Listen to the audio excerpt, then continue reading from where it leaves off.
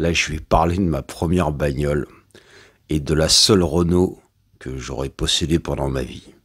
C'est-à-dire la R9 GTL. R9 GTL. Donc voilà, jeune permis. J'ai dû l'avoir à peu près en 98, première voiture. Voilà, je l'avais trouvée sur le magazine J'annonce, pour ceux qui se souviendront.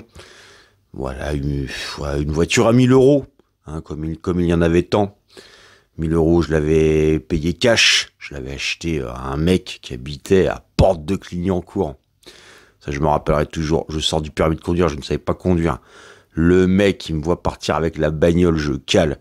Il me fait, mais tu sais pas conduire. Et là, il monte avec moi, il me fait, attends, je vais t'apprendre à conduire. On avait fait 3-4 tours de pâté de maison, mais dans un truc, voilà, qui ne peut se passer qu'en 2000.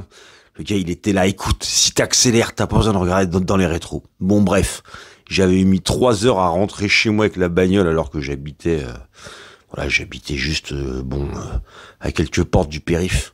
Bon, bref, voilà, je me fais la main sur cette caisse. Voilà, une caisse à vivre. On traîne dedans avec mes potes, on va à Amsterdam. Quelques années passent, un an ou deux. Je me fais bien la main. Et à la fin, elle faisait quoi? R9 GTL, c'était quoi? Il me semble que c'était le Clion Fonte. Un moteur 1,4 litre qui devait faire à peu près 70 chevaux. Mais la bagnole devait faire 900 kilos, ou pas beaucoup plus. Franchement, de 0 à 100, c'était encore à peu près véloce.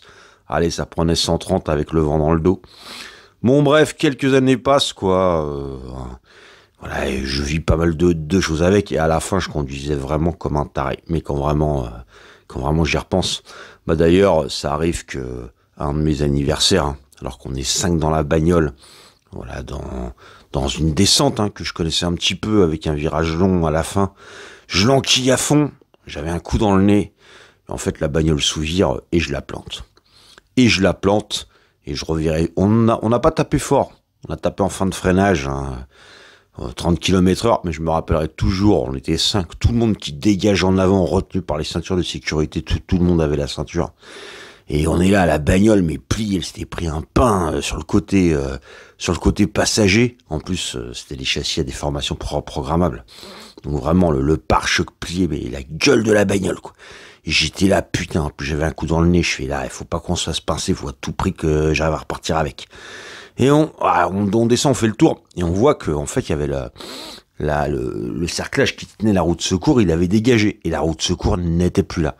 Putain, on a cherché 2 minutes, impossible de retrouver la roue de secours. On a regardé à travers toutes les bagnoles, sur toute la rue, la roue de secours, elle a disparu, désintégrée dans l'atmosphère. Bon, bref, la voiture est encore roulante. Alors, je vous raconte pas la gueule qu'elle avait, mais on a réussi à rentrer avec. À l'époque, je travaillais à Alfa Romeo. Je me pointe avec la bagnole défoncée le matin. Non, mais fallait voir l'époque. Et là, Alfa Romeo, il y a les carrossiers de la concession qui me voient. Ah, mais qu'est-ce qui t'est arrivé là? Ah, mais attends, file-la nous, on va te la redresser. Eh, vas-y, ils mettent une chaîne. Ils l'accrochent à un poteau, ils tirent un peu dans l'autre sens. Et au niveau du pare-choc, ils ont fait des miracles. Ils ont chauffé le pare-choc, ils ont réussi à le redresser. La caisse, elle était presque nickel. Bon, presque nickel, on se comprend, quoi. Bon, il y avait le phare, quoi, qui était pété. Ça, par contre, ils pouvaient rien faire. Bon, j'ai fait vraiment, ils ont fait un miracle. Bon, bien sûr, la voiture était marbrée. Elle était marbrée. J'étais là, je suis bon, là, c'est terminé, faut la mettre à la casse. Mais j'ai quand même roulé encore un peu avec. Alors, autant vous dire qu'il fallait pas se faire pincer. Alors, c'était une autre époque. C'était une époque où, voilà, j'avais un petit travail de préparateur de commandes dans une concession automobile et en même temps, je faisais quelques affaires à côté. Voilà, fallait mettre un peu de beurre dans les épinards. Et avec cette bagnole, j'avais quand même poussé le bouchon. Et il y avait un coup, je devais me barrer dans le 78. Et voilà, j'avais des affaires avec moi. Et je m'apprête à... Voilà, aller dans le 78 dans ces conditions-là. Alors, la voiture, fallait plus rouler très vite avec. Fallait pas dépasser les 80. Mais elle roulait, le moteur était pas touché, c'était encore fiable, il y a avec le châssis. Et donc, je viens, je veux pour me casser vers le périph', quoi. Et voilà, dans une petite bourgade, près d'une porte, je prends une sortie à un feu. Et là, d'un coup, il se passe un truc C'est comme si on enlève les 4 roues de la voiture et que d'un coup le châssis se pose par terre. Et je me retrouve, mais à hauteur du niveau du sol.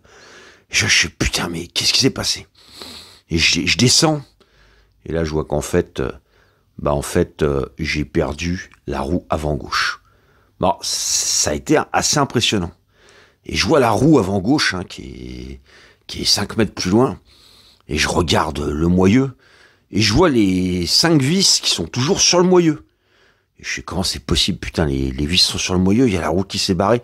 Et tu sais, j'avais mis les enjoliveurs. Et je me rappellerai toujours, il y a la roue qui était à plat par terre avec l'enjoliveur dessus. Et j'ai mis, mais au moins 20 secondes à comprendre. Et je prends la roue, je la retourne. Et en fait, qu'est-ce qui s'est passé? Bah, je sais pas, là, c'était la jante qui avait pris le pet, hein. Elle était pas tordue. Mais en fait, il y a tout l'intérieur de la jante qui s'est désolidarisé. L'intérieur de la jante est resté accroché sur le moyeu et il y a tout l'extérieur qui s'est détaché avec le pneu.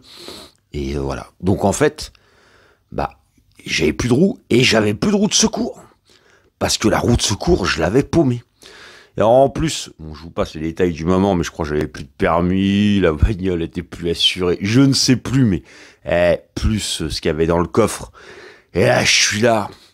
Je me rappellerai toujours, il devait être 4 ou 5 heures de l'après-midi. Et tu sais, il y avait les gens qui commençaient à sortir du boulot, tu vois. Tu sais, la circulation commençait à se densifier. Et je suis là, et en fait, la bagnole, c'était sur une route à 2 voies. Et en fait, je prenais une voie complète, hein. Même, je dégueulais un petit peu plus, quoi. Et je me rappelle, les camions, ils devaient passer, mais ils passaient, putain, c'était au millimètre près, quoi.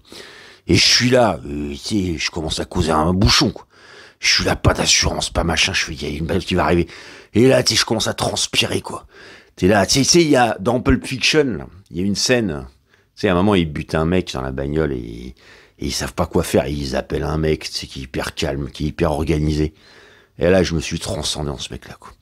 C'était, au début, je me suis fait, prends les affaires, casse-toi, t'en as rien à foutre, mets en sécurité, les flics qui viendront après, on s'en fout. Et j'ai fait, non. Résous le problème là, et je suis, attends, je fais comment? J'ai pas de roue de secours, je fais, déjà, calme-toi. Tu sais, je m'allume une Marlboro et tout. Je fais, ok. Donc déjà, il me faut une roue. Je fais, où est-ce que je vais retrouver une roue de R9?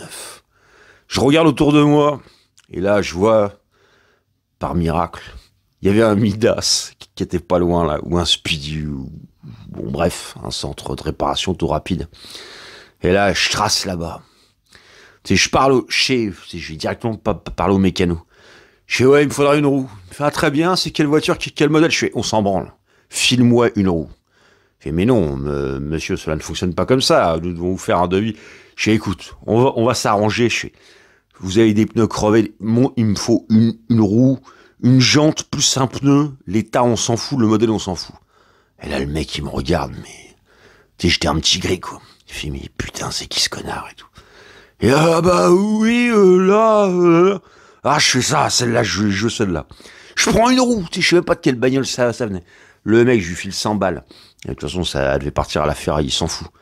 Je prends la roue, tu vois, il devait me rester le cric. Je mets là, alors bien sûr, la roue, c'était pas du Renault, ça correspondait pas. J'arrive à foutre la roue, elle rentre avec une vis. Ouais, parce que tu sais, t'arrives à mettre une vis, mais tous les autres trous, ils tombaient pas en face du moyeu, quoi. Et ça tient comme ça. La bagnole a été surélevée par rapport aux autres roues. Et par miracle, j'avais une place de parking qui devait être, je sais plus, 10 mètres devant moi, quoi. Et je suis là. J'arrive à faire les 10 mètres. Et tu sais, alors, quand j'avançais, la bagnole, elle montait et elle descendait. Oui, parce que la jante, elle était pas la même taille que les autres. Et j'ai réussi à garer cette putain de bagnole. Et voilà, j'ai été la rechercher. J'ai réussi à repêcher une jante après. Et j'ai remonté, j'ai réussi à la ramener. Et après, je l'ai renvoyée à la casse. Bon, bref. Hein, donc ma seule Renault, mais vraiment la R9, c'était de la bonne bagnole. Hein. J'ai juste une courroie qui a décollé avec. J'ai dû la garder 2 ans. Donc voilà. Petit hommage à la R9 GTL. Bye.